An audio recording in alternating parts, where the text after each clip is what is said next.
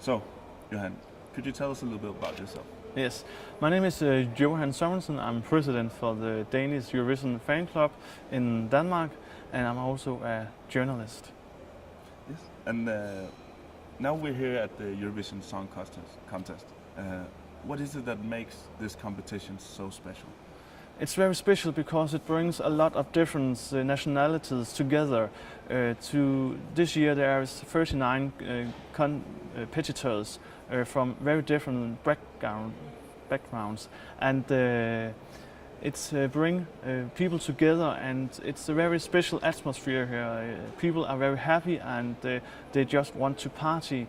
It's very different if you, for example, take the Eurovision Championship in football, where the same countries are participating and are playing football. They are fighting. Here there is no hooligans, Eurovision hooligans, but in football, you know, there is a lot of football hooligans, and it just tells a little bit that it's a very unique contest, and also a very old contest. In beginning, it was you made the Eurovision Song Contest because you want to make peace in Europe. It was after the Second World War, and you want to bring Europe closer together. And it's also that's the spirit today, especially when here in the last year, a lot of the eastern countries in Europe are joining the Eurovision Song Contest. And I guess that's reflected in the slogan of "We are one." Yes, the whole piece. Exactly. We are one, and yes, we are all together. And this year, the Danish artist Emily de Forest, as you know, she's the favorite to win the show. What do you think that sets her performance aside from the competition? What makes her special? First of all, she has a very good song. It's a very catchy song, and you can easily remember it when you have heard it only once time, and that is very important if you want to win all the hearts in Europe. And furthermore, she is very down to earth. She's herself. She's a little bit like Loreen last year in bare feet, and just relying on herself. And that is very good because the media like that you don't are a diva and have big arms, but just being yourself, and that's a very good parameter. And this year, of course, Emily, she has a lot of competition and some very good competitors as well. Who do you think is her biggest competitor to win the Eurovision Song Contest? At the moment right now, I see Azerbaijan as her biggest competitor. They have a very strong song and a very nice guy singing it, and they also have a very spectacular show on stage. And I think that the show on the stage they are showing will give them a lot of points if they are in the final on Saturday.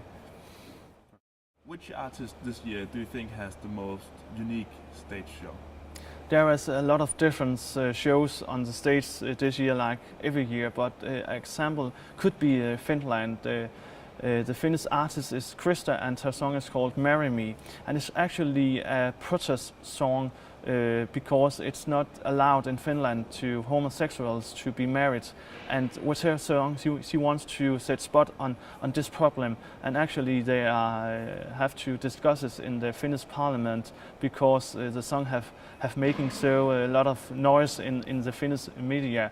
And the show is in the end, she is kissing one of her choir singers. So it's a very special show. And a strong political message.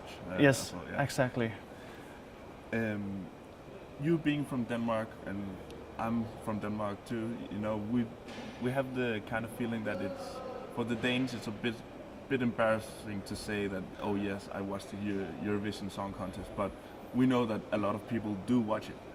How come do you think that the Danes are kind of embarrassed to watch this competition? I think it's maybe because many Danes think that the Melodi Grand Prix in Denmark still have this brand about Kjeld and Hilde Haik and Bjørn Tidemann in the good old Danish days when Kirsten and Søren was the biggest names. but it's a totally new area today. It's new artists we are seeing in the Danish national finals, and in the recent years the winners actually have made it to make their song played a lot in the radio stations, and that's not something you have seen before.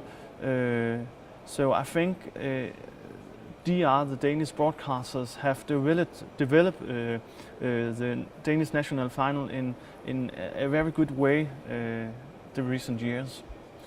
And of course we're neighbors to Sweden, who are hosting the show this year, and it's a completely different thing over here. I mean, people are going crazy about Eurovision. How do you think?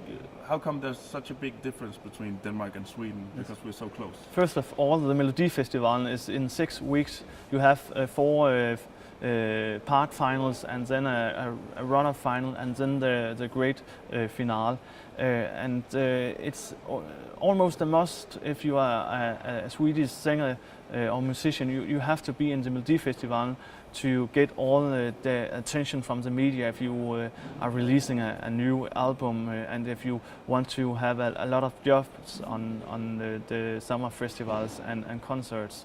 So it's give you a lot of attention, and it's really a win-win situation for the Swedish participants to be in the Melodi Festival.